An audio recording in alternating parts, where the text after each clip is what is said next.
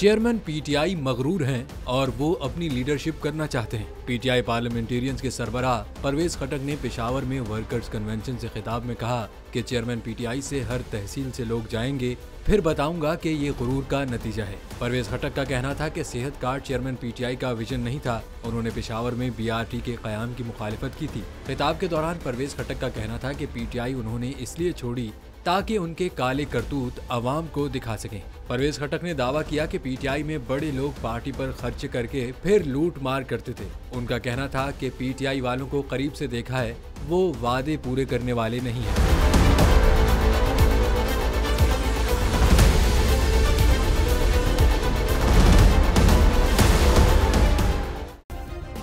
Subscribe करें और bell दबाएं ताकि कोई खबर रह न जाए।